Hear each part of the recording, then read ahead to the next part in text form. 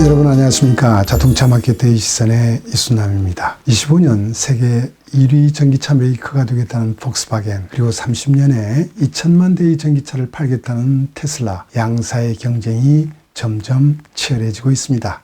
폭스바겐은 테슬라를 따라잡기 위하여 테슬라처럼 소프트웨어 개발, 배터리 생산 등을 내재화하고 있습니다. 투자비가 많이 들어가는 배터리 내재화 방안에 대해서도 폭스바겐은 테슬라가 추진하고 있는 것과 같은 비슷한 드라이 전극을 개발하고 있습니다. 오늘은 폭스바겐과 테슬라가 추진하는 드라이 전극은 무엇이고 양사 기술에는 어떤 차이가 있는지, 폭스바겐은 왜 갑자기 드라이 전극을 개발하고 하고 있는지 등을 소개하려고 합니다. 지금 전기차용 배터리 대세는 리튬이온 전지입니다. 기술이 발전과 전기차 수요 확대로 배터리 가격은 크게 떨어져 왔습니다. 코스트 문제, 자원 고갈 문제들을 해결하기 위하여 인산철 배터리 수요도 증가하고 있습니다.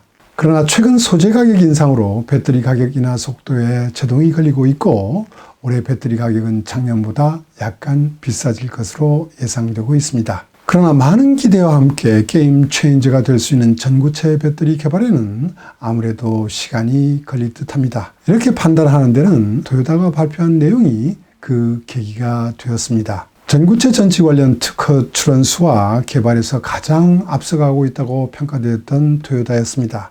그러나 토요타는 21년 9월 전기차용으로 전구체 전지 개발에는 아직 여러 가지 과제가 있다고 발표했습니다. 25년 이전에 전구체 전지를 양산하겠다는 지금까지의 목표 계획은 하이브리드 차량용 전지로 한정하였습니다. 전기차용으로 탑재할 전구체 전지 양산 시점에 대해서는 언급도 하지 못했습니다. 토요타가 설명하는 과제는 전지 기술자라면 누구나 알고 있는 아주 기본적인 것이라고 합니다. 전지의 충방전을 반복하면 음극 활물질 등이 수축하여 고체 전해질과의 사이에 틈이 생겨버립니다. 이온이 양극과 음극관을 통하기 어려워 전지의 열화를 촉진시켜버린다는 것입니다. 선두를 달리고 있다고 평가되던 토요타마저 전구체 전지의 기본적인 과제를 해결하지 못하고 있다면 타사도 비슷한 상황이 아닐까요? 지난번 영상에서 자동차 업체로는 닛산이 구체적으로 코스트 목표와 함께 28년을 목표로 한다고 소개했죠. 최근 혼다도 30년에 전구체 전지를 개발한다는 목표를 설정했습니다. 폭스바겐은 미국이 퀀텀 스케이프와 공동으로 개발하여 24년까지 양산을 목표로 하고 있다고 했습니다만 액면 그대로 믿는 사람은 그리 많지 않은 것으로 보입니다. 폭스바겐은 전기차에 목숨을 걸고 있기 때문에 배터리에 대해서는 전방위 전략을 추진하고 있습니다. 전기차의 과제가 되는 높은 코스트, 충전의 불편함은 거의 전지 성능에 기인한다고 할 수 있습니다. 폭스바겐이 내세운 30년 신차 판매의 50%를 전기차로 한다는 높은 판매 목표를 달성하기 위해서는 전지에서 진화된 기술이 필요합니다. 기술이 진화에는 새로운 재료가 필요하지만 그 개발은 그리 쉽지 않습니다. 새로운 재료를 발견하여 양산하는 데까지는 10년 이상 걸리기 때문입니다. 폭스바겐이 전기차 전략을 고려하면 재료 개발에서 실패할 가능성을 상정하고 있다고 보입니다. 전지에 관련된 여러 기술 개발에 전방위로 투자하는 것은 당연합니다. 현대차나 벤츠 등 기존 글로벌 자동차 업체들도 이러한 이유로 인하여 여러 가지 신생 배터리 업체에 투자를 하고 있는 것입니다. 그러면 테슬라와 폭스바겐이 드라이 전극에 주목하는 것은 무엇 때문일까요? 양사 공이 기존의 액계 리튬 전지 시대가 한동안 계속될 것이라고 판단했을 가능성이 높습니다. 이번에 폭스바겐은 기존의 액계 리튬이온 전지의 큰 과제를 해결할 수 있는 드라이 전극 개발에 투자를 했습니다. 미국이 24M 테크놀로지스에 수억 달러에 상당하는 25%를 출자하였다고 합니다. 아마 최대 주주가 될 것으로 보입니다. 폭스바겐은 드라이 전극이라 부르는 24M의 기술을 이용하여 액계 리튬이온 전지 제조 설비에서 큰 면적을 차지하고 있는 건조로를 폐지하려고 하고 있습니다. 설비 면적을 40% 삭감할 수 있고 추가적으로 건조로에 사용되는 대량의 에너지도 절약할 수 있습니다. 이 말은 배터리 공장 건설에 많은 투자가 들어가는 부분을 대폭적으로 절약할 수 있고 제조할 때 배출되는 CO2도 삭감할 수 있다는 말이 됩니다. 28년 이후 대규모 양산을 예정하고 있어 유럽이 35년 CO2 배출량 제로 규제를 통과하는데 큰 무기가 될 수도 있을 것입니다. 리튬이온 전지의 제조 공정은 일반적으로 금속 화합물이 양극재와 흑연을 주성분으로 하는 음극재에 액상의 바인더, 즉 접착제 등을 혼합하여 슬러리라는 유동성 있는 형상을 만듭니다. 다음 공정에는 그 슬러리를 금속 박지에 도포한 후 건조하면 종이 같은 형상이 전극이 됩니다. 그 후에는 형상을 정리하여 여러 겹이 적층 공정을 거치게 됩니다. 그 다음에는 전해액을 주입하여 검사 공정으로 가게 됩니다. 이러한 공정 가운데 건조로는 길이가 50m에서 100m에 달하는 거대한 장치가 됩니다. 배터리 생산 설비 가운데 투자액이 많이 드는 부분이고 CO2 배출량이 많아지는 주 요인도 됩니다. 24M 드라이 전극 기술을 이용하면 바인더, 즉 접착제 대신에 전해액을 양극과 음극재와 섞어서 슬러리로 만들어 금속박에 도포하여 전극을 만들 수 있다고 합니다. 이렇게 하면 접착제의 액체 성분을 증발시킬 필요도 없어서 건조 공정을 없앨 수도 있습니다.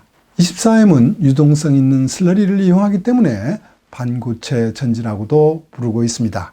24M에 의하면 배터리 제조 공정을 3분의 1로 단축하여 설비 투자를 60% 이상 삭감할 수 있다고 합니다. 배터리 공장은 공장 건설을 포함하여 10조 원 정도 들어가는데 60%를 삭감할 수 있다면 엄청난 초기 투자 비용을 절감할 수 있는 것입니다. 접착제 역할을 하는 바인더를 사용하지 않고 전해액과 섞은 활물질을 금속박에 도포하는 이유에 대해서 24M은 분자 간의 힘의 일종인 반더왈스 포스를 이용한다고 합니다. 쉽게 얘기하면 밀가루, 쌀가루에 물을 섞어 반죽하는 것과 비슷하다는 비유를 들고 어려운 기술이 아니라고 합니다. 전해액은 리튬염을 용해시킨 유기용매라고 보이지만 24M이 개발한 비밀 첨가제를 넣은 것이라고 보입니다. 24M은 또 활물질의 분말과 전해액의 혼합과 도포 등에 대한 노하우가 있어 100건 이상의 특허를 출원했습니다. 24M은 전지를 직접 자기네들이 제조하지 않고 라이선스료를 받는 사업 모델을 운영하고 있습니다. 건조를 생략하는 드라이 전극에 주목을 끄는 것은 테슬라가 20년 배터리 대회에서 차세대 전지의 전망을 발표할 때 이 기술을 채용한 부분이 가장 중요했기 때문입니다.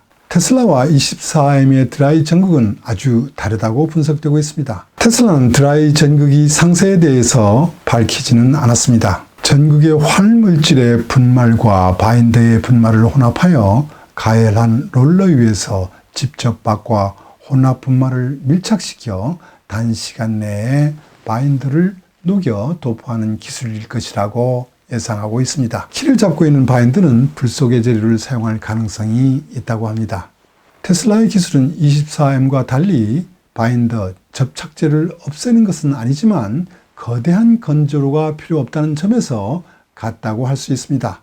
테슬라는 장치의 점유 면적과 에너지 소비를 10분의 1로 줄일 수 있다고 주장했습니다. 테슬라의 드라이 전극은 19년에 매수한 미국의 맥스웰 테크놀로지스의 기술입니다. 동사는 전기 이중층 콘덴서 EDLC를 만드는 기업으로 EDLC 제조 시에 활성탄을 알루미늄박에 도포하는 기술을 전지 제조에 응용했다고 보입니다. 테슬라가 분말을 혼합하는 것처럼 보이는 기술을 드라이라고 부르는 것에는 이견이 없는 듯합니다. 반면 24M은 유동성 있는 슬러리를 사용하고 있기 때문에 이 기술을 드라이라고 부르는 것에 대해서는 다른 이견도 있습니다. 원래 24M은 자사의 기술을 드라이 전극이라고 부르고 있지 않습니다. 그런데 폭스바겐이 24M 기술을 드라이 전극이라고 부르는 것은 테슬라의 기술을 크게 의식한 결과인지도 모릅니다. 전지를 개발하는 신흥기업은 많고 시작품은 제조했지만 양산 단계에서 좌절되는 경우가 아주 많습니다. 폭스바겐이 24M을 주목한 이유는 이미 양산 실적이 있다는 점도 크게 작용했을 것입니다. 일본의 교세라는 20년 24M의 기술을 이용하여 정치용 리튬이온 전지를 양산했습니다. 교세라는 13년부터 18년까지 공동으로 제조 기술을 개발했다고 합니다. 교세라가 양산한 전지를 클레이, 점토형이라고 부르는데 22년에는 200MWh급으로 생산할 계획이라고 합니다. 양산화 단계에서 비교적 어려운 것은 활물질과 전해액을 혼합하여 도포하는 공정입니다. 전극이 활물질에 전해액을 섞어서 점토 정도의 굵기로 슬러리를 만든 후 수백 마이크로미터의 두께로 균일하게 빨리 금속박에 도포할 필요가 있기 때문입니다. 교세라는 세라믹 제조 기술을 활용하여 양산에 성공했다고 합니다. 건조를 없앨 수 있다는 점에 주목하고 있는 24M의 기술이지만 전지 그 자체의 성능 향상과 코스트 삭감도 가능합니다. 일반적으로 50에서 120 마이크로미터의 두께인 것이 보통입니다. 24M의 전지는 300에서 400 마이크로미터 정도로 두껍게 할 수 있다고 합니다. 전극의 활물질을 두껍게 만들 수 있게 되면 질량 에너지 밀도를 높이는 것이 쉬워집니다. 또한 셀당 세퍼레이터와 직접 박이의 매수도 줄일 수 있어 코스트도 내릴 수 있습니다. 바인더를 사용하지 않은 부분도 포함하여 부품 코스트를 약 30% 내릴 수 있다는 계산입니다. 한편으로는 두껍게 도포하게 되면 내부 저항이 커져 출력을 높이기 어렵게 된다고 합니다. 자동차에 탑재되어 있는 모터 등의 전력을 공급하는 방전 시에는 문제가 되지 않는다고 보이지만 급속 충전 시에는 네크가 되기 쉽다고 합니다. 그러나 24M은 충전 시에 대책 기술은 있다고 말하면서 두껍게 칠하는 것과 출력 향상을 양립시킬 수 있다고 주장하고 있습니다. 24M의 기술을 이용하여 교세라가 양산하고 있는 전지의 양극 활물질은 인산철이고 음극에는 흑연을 이용하는 인산철 배터리입니다. 자동차용으로는 인산철과 함께 삼원계가 이미 사용되고 있습니다. 24M은 이미 삼원계를 이용한 양산 성능을 확인했다고 합니다. 폭스바겐도 인산철계와 NMC 등 여러 가지 재료에 대응할 수 있다고 평가했습니다. 24M은 올해의 차세대 전지라고 불리는 금속 리튬을 음극재에 사용한 전지를 시작할 계획이라고 합니다. 글로벌 자동차 업체들은 작년에 경쟁적으로 향후 5년간 전기차 투자 전략을 발표해 왔습니다. 350억 달러에서 700억 달러까지 엄청난 규모였습니다. 전기차 시대로의 전환 과도기에 수익이 압박을 받고 있는 과정에서 투자비를 대폭적으로 절감할 수 있고 배터리 성능을 개선할 수 있는 드라이 전극은 또 다른 구세주가 될 것 같습니다. 전구체 전지가 개발되기 전까지 말입니다.